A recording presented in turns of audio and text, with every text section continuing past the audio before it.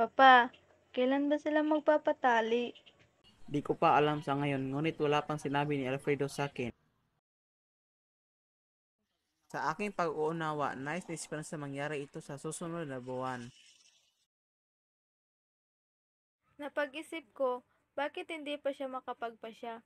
Hindi ba't mahigit 30 taon na siya at isa pa rin siyang binata? Hindi ba napapagod si Esperanza sa kanya? Hindi rin naman siya nagmamadali. Paano naman magmamadali ang isang babae kung hindi naman minamadali ng lalaki? Naalala mo pa kung gaano sila magmahal? Magmahal? Sino? Aba syempre, kay Esperanza. Sa pagkakalam ko, wala namang ibang karelasyon si Alfredo. Noong nagsisimula pa lang ang kanilang pag-iibigan ay puno ng mga tula, mga bulaklak, kundiman at sulat. Papa, sa tingin mo, ano kayang nangyayari? At dito masusubok ang kanilang pagmamahalan.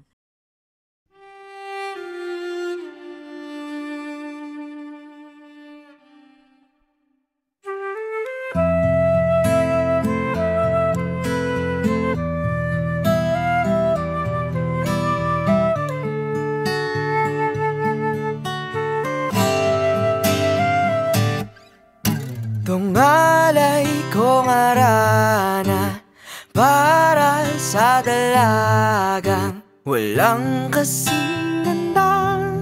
Amoy rosas ang nalimoy.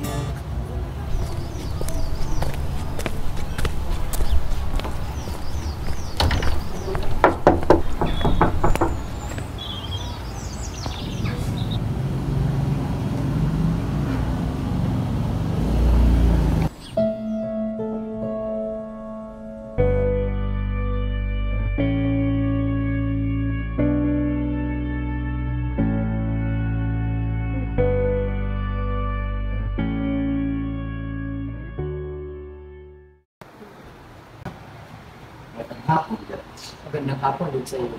Magandang hapon, Binibining Devalle. Oo, mukhang magkikilala na pala kayo. Ngunit hindi siya si Binibining Debal. Siya si Julia ang aking hipag. O man hindi, Binibining ako yung kamali. Okay lang. Sa tuwing gusto kitang itama sa iyong pagkakamali, may mga bagay talaga akong naalala, katulad nito. Kaya nauunawaan kita.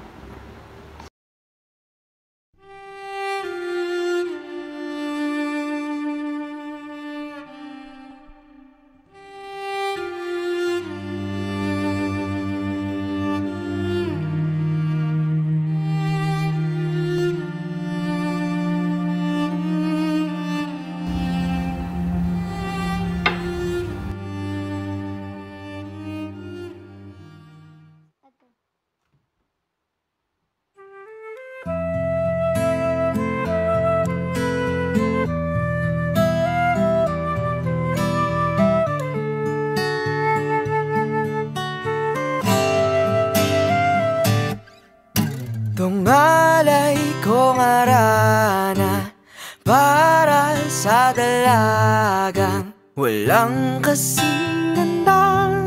Amoy rosas ang nalimoy. Kung nanaisin ng tadhanang mapalin lang, di hahayaan mawala pa tong liham na umaasang mata mong makabasa. Handang gawin lahat, maging pamilya'y iligawan, na yan lang nakadama ng wagas na pagkamangha. Hiling ka lang naman, nakailang tula na. Pasensya na. Ikaw ba si Julia? Bakit? May sadya ka ba dito? Oo, sana. Halika.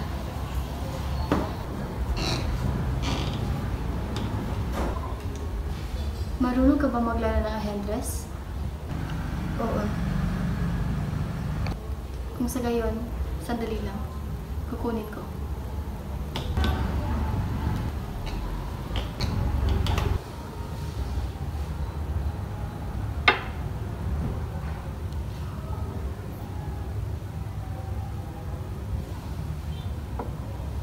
Ako nga pala si Esperanza. At ako nga pala si Julia. Ang kasintahan ni Alfredo.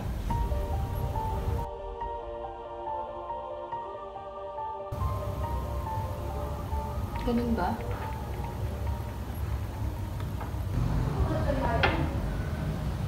Nabalitaan ko, ikakasal na daw kayo. Oo, sa Mayo.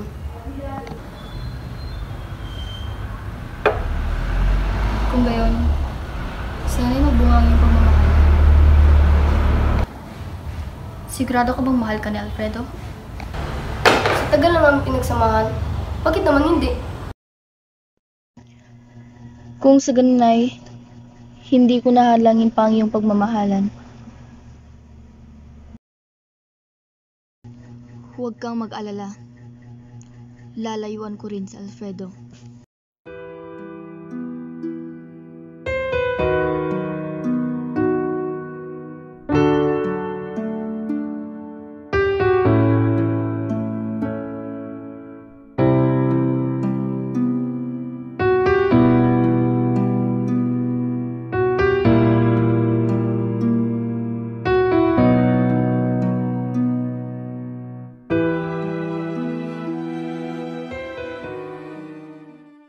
Palagi ko kayo nakikita ni Julia magkasama. Tayong ikakasal. Ngunit, bakit tila may mali ba sa aking ginagawa? Nahadlang ko ba kayo sa inyong pag-iibigan? Ang pakisama sa isang lalaki na hindi kayo kasal ay maaaring mali. Ngunit, maaari ding hindi. Sinasaktan niya tayo. Wala siyang utang na loob. Problema kasi sa'yo, Esperanza. Bakit ka ba nagagalit? Hindi ko maintindihan kung bakit ka nagkakaganyan. Pero sa tingin ko, alam ko na kung bakit nag-iba ang pagkikitungo mo sa akin itong mga nakaraan araw. Hindi ako bulag, Alfredo. Hindi rin ako bingi. Nakikita at naririnig ko rin kung ano mga gusto mong itago sa akin. Bakit ba hindi mo na lang ako diretsuhin bago pa mahuli ang lahat? May isang gustong maging patas at kung ano ang naaayon sa tama, ngunit ito ay isang pagsubok. Ang isa naman ay gustong unahin ng kanyang sarili, ngunit ito ay masyadong madali. Ang isa ay hindi man lang. Anong ibig mong sabihin? Ano man ang pagkukulang ko, alam ko namang marami yan sa iyong paningin. Sigurado ako sa aking buhay, kailanman ay hindi ako umanap ng rason para maghanap pa ng iba. Esperanza, paano kung ako? Ikaw? Kung gusto mo nang bawiin yung mga sinabi at pinangako mo dahil pagod ka, ba't hindi mo na lang sabihin na pagod ka na sa akin?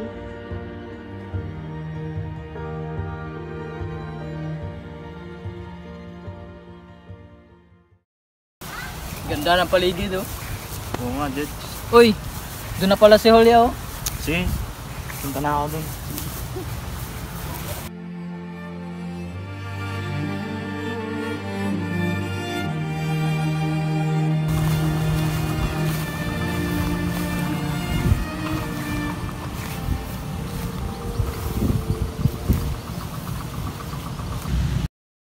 Sana'y mas lahat ka. Labis. Parang ganito din naman sa amin. Ang kaibahan lang, hindi ganito katandang tanawin. Sobrang bilis ng araw ngayon hapon, hindi ba? Sa tingin ko, ito nang huling pagbisita namin. Ang huli? Bakit? Mukhang magiging abala ka na naman. Mukha ba akong masipag sa iyong paningin? Kung ikaw nga, hindi mawala ang isang pawisan o kinakapos ng hininga. Kung saan makikita ang isang abalang tao. Pero, Palaging nagmamadali, medyo madali, at kalmado. sana nga totoo. Siya nga pala, kailangan ko rin makita ang iyong lugar. Wala namang bago sa lugar namin. Ngunit nandoon ka. Ako? Lamang ay hindi ako pupunta nang wala ang presensya mo. Bibisita ka? Oo naman, bakit hindi? Sa kalos ng aming tirahan, sa simpleng kaling mapuno lamang. Madali ko lang ba mahanap ang lugar na iyon? Kung hindi mo may pagtatanong si Ginoong Del Valle, Pagtatanong ko na lamang ang tahanan ng pinakamagandang babae sa inyong baryo. aring dyan ka na maligaw. Ang sinabi mo ay hindi pawang katotohanan. Niwala ka sa akin, totoo iyon. Hindi ko nakalang magsasabi ka ng mga ganyang bagay sa akin. Marikit, maganda, pambobola. Ganun ba ay tinatanggihan mo ang pagpupuri ko sa iyo? Hindi naman. Tama naman, ngunit bakit mo nga pala nasabi na ito na ang pagkakataon? Dahil kinakailangan ko na raw bumalik sa baryo namin. Kailan? Bukas. Hindi ba kita pwedeng puntahan para makapagpaalam man lang? Hindi, huwag ka na mag-abala pa.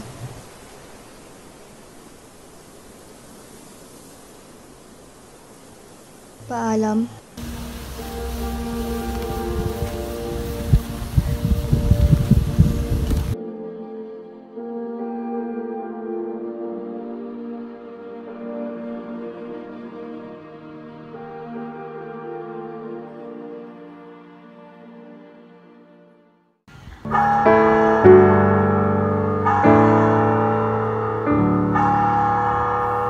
Ikaw ang una at huling. Sa loob ng 8 taon na nakalipas, ay masyadong marami ang nangyari. Maraming bakit ang dumating, at maraming sagot din ang nais alamin. Sa halos ilang dekada na yun, ay napagtanto ko na tayong pagmamahal lamang ang makakapagpakalma sa pusong nagtutuwa. Nagpagsalamat ako na hindi ako bumitaw. Kagaya ng matagal ko nang ginawa. Simula pa nung una, sa bawat pagsikat o paglubog ng araw at pagkinang ng mga bituin sa langit, paulit-ulit pa rin kitang pipiliin. Isa.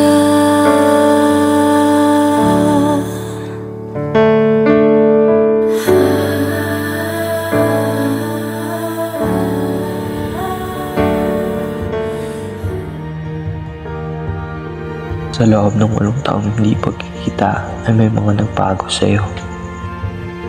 Makita pa rin ang buhay sa iyong mga mata, ngunit bakas na din na tila pa inula sa iyo. Ngunit naisip ko, sa iyo nga ba'y nawala o sa akin? Sa huling beses ko sa paghawak sa iyong mga kamay, doon ko naintindihan kung ano ang nawala sa akin. At iyon ang nararamdaman ko para sa iyo. Tanang kuman ang kinang mong nakakasilaw, ay nakasisigurado akong kaling na lamang ito sa isang patay na bituin. Of stars before you left.